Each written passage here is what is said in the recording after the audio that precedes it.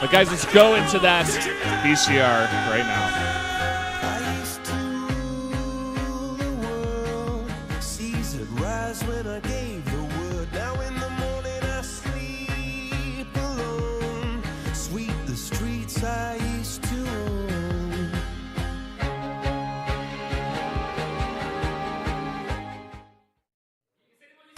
Well done, creator. In round one, he was able to win that. And I'm guessing probably we'll have the announcement of who wins the second round probably during the playoffs. Yeah, or maybe during the next round. I think he gets like $1,000 off the back of that. It's pretty cool, you know.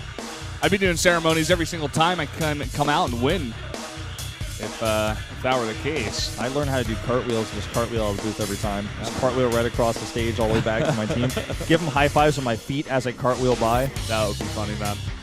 Oh, look at this. Okay, the reason why Taemin Jun, the Monday caster in the middle, does not have a W is because he always votes for Flash, no matter who he's playing against. He's the biggest fanboy in the world, and that's why he doesn't have a W there. So but, yeah, if you look closely, you still see the result shows it's 5-1. Yeah, he actually is voting for Flash. So Yoon Han, he got everything right yesterday, and today he made a bunch of crazy picks. That's all I'm going to say. Maybe getting a little bit overconfident. But let's see if Panic's able to pull it off against this guy, Flash, the god of StarCraft. So far, he hasn't had the best 2015 season of Pro League. He had a big slump in the middle of round 1 and round 2, but he's slowly beginning to rise up once again. Yeah, I feel like this is going to be a tough match for him because there's a lot of pressure on him. Like, this is a really important match for his team. As KT loses to MVP, which most people would consider to be a huge upset, especially last season, not so much this season, as they are the defending champions. But they lose to MVP and they just don't even make it to the playoffs. That looks very weak, you know, for the team. So he's got a lot of pressure on him here. On the other hand, Panic, I feel like is on the other side of things where everyone's kind of rooting against him, and he's just going to try to do his best to win. I feel like voting for Panic here is a little bit crazy, but he could do it. He could actually just beat Flash here. We have seen that happen before. Flash loses to players that he probably shouldn't, but he just does, especially this season. I don't know about Panic, man. He's played against Zero Terrans here. I went through some of his stats, and from what I remember, he didn't have the best win ratio against Terran overall. Flash has been doing better and better. He's on the up and up, and Panic is, you know, one of these newer guys here, at least in Pro League, so I don't know. I'm definitely flavoring Flash in this one. As am I, Valdez. Well, we're about to jump into game number 2 here, guys. It's on Vaani Research Station between Flash and Panic.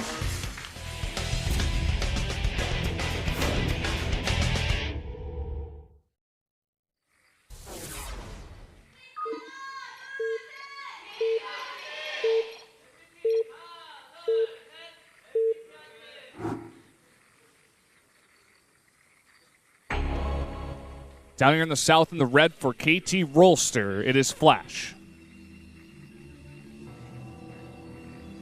And up the top for MVP in teal, it's Panic. Whoa, I've never seen the sign held that way before. Oh, that's just changing things up too much. Yeah. Remember the Seoul disaster, April 16th? Yeah, just a year ago. It's pretty crazy. Doesn't seem that long ago, to be honest, but I guess it really was. A lot of things have changed since then. It's been a tough time here because of that in certain ways, but I think we've all kind of gotten through it. And don't forget, it says there. Yeah, and it's saying also MVP today is definitely going to win, or is, you know, calling out to them like, hey, come on, win today. You got this MVP. Yeah. So, this map, pretty unusual map to see this matchup on. I don't think we see it too often. Kind of got a free base, as I like to call it, and so that's why we're going to see a CC first here actually out of Flash. He'll have to do that anyways, but he's going to scout with an SCV-2 this time, which I like it. Definitely going to give him a little bit of extra info. He might actually even just eBay block. I guess maybe that's part of the plan here, possibly. He's thinking like, oh, he might Nexus first also on this map. So, get some good scouting, maybe eBay block it. Definitely going to CC first, though, before that happens. Yeah, there drops the CC. And the SCV comes to the main base. Definitely opens up that option for the eBay block, but I just like in general being safe, getting that extra scout, just making sure he's not doing anything weird. Yeah. There's like the little grass above the third base, I guess you'd call it, on the outside of the main. That you can hide some buildings. I guess it's possible that the Protoss can occasionally go for some crazy proxy, some kind of like 2-gate or rush stalkers or something like. Yeah, we've seen that before, so. It's like he's not going to get the eBay block off. He may start it, but he's not going to be able to do much with it because there's 2 probes here, and they're both just going to stop that pretty hard. He's getting a decent amount built, actually. This is just so annoying. It's actually probably... I think he can cancel the Zealot. It's just annoying. I think he'll probably keep it, though, just because this is still already 200 plus. Yeah. He's going to keep it. They need to hit it like 17 more times at this point, the probes, the 2 of them, to actually kill it. So I guess just to make it a little bit faster. Yeah, because I mean, if you're gonna actually save those 100 resources, it's to get it faster next. If you still can't plant it, you might as well keep the Zealot. And the Zealot's still going to be useful. You're going to make that later anyways, so it's kind of a trade-off.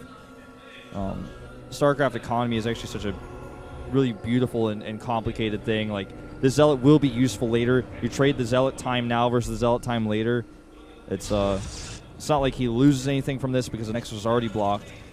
And if you guys haven't taken some time to read the treatise, I don't know how to pronounce that exactly, but the article that's on Team Liquid about the Heart of the Swarm, Legacy of the Void economy and possible changes to that. I saw you tweeted about that, actually. It's an incredible article. It basically describes like mining parity and having how many harvesters should be able to mine efficiently on patches to fix economy or to change the economy, and it's very in depth.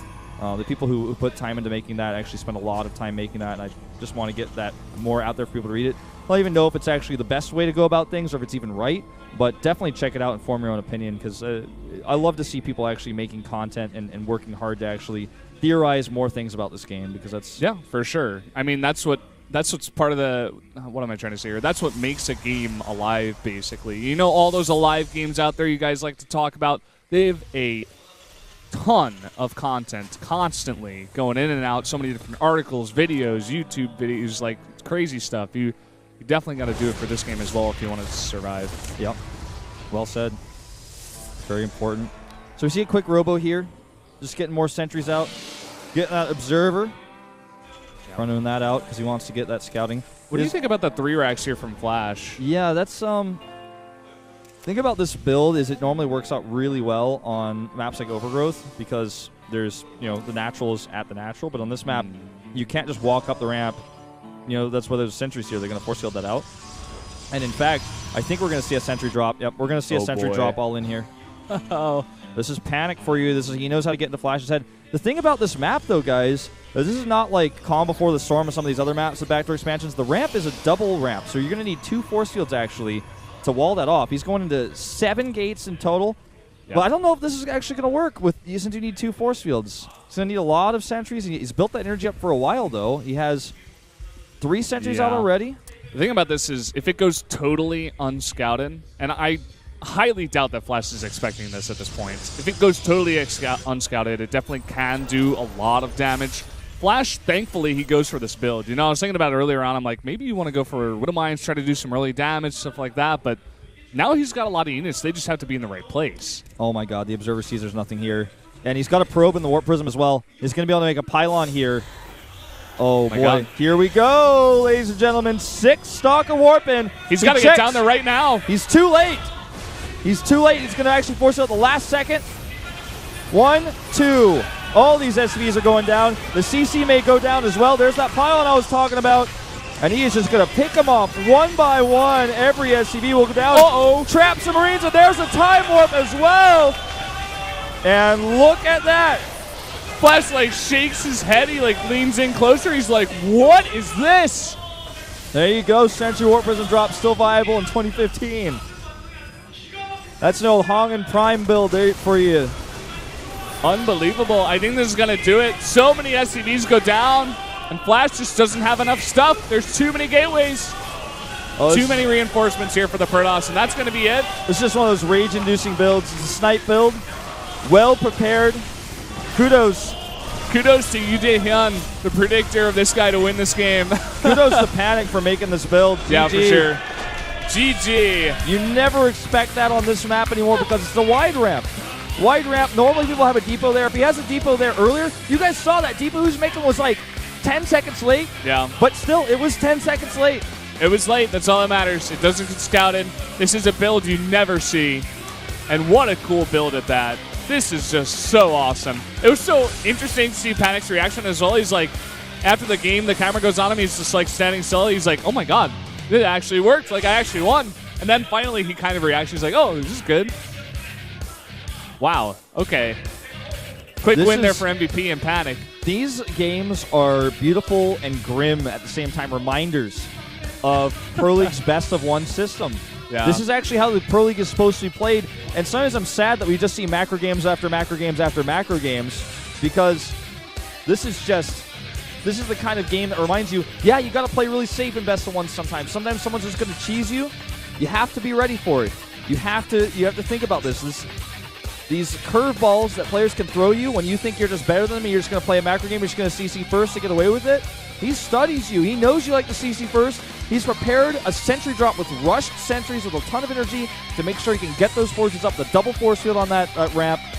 There's no way you stop that unless you have units down there. And even then, you need to stop the Warp Prism getting in. Because if the sentries get dropped and they get 2 force fields on the ramp, you're done. You're done. There's nothing that's going to save your base. I just want to point out as well that Flash has special slippers that he wears in the booth. I just noticed this. He has a special bag for them. Flash has special slippers. Yeah, it didn't help him out today, though. Nope. Definitely not lucky slippers. He needs to put some radars on those slippers. See some Warp Prisms coming into his base next time. Sensor Tower slippers, maybe. Yeah. Not Flash's lucky day. Yeah. But a great snipe build nonetheless. That was a lot of fun to watch. Like you said, rage-inducing. Well, guys, we're going to jump into Zest versus Marine King after that quick game. And this makes it all tied up. This actually definitely does open MVP to the possibility of reaching that ace match. And once it hits that best of one ace match, anything can happen. That it can. Well, guys, we are going to take a short commercial break before we go into game number 3. We'll be right back.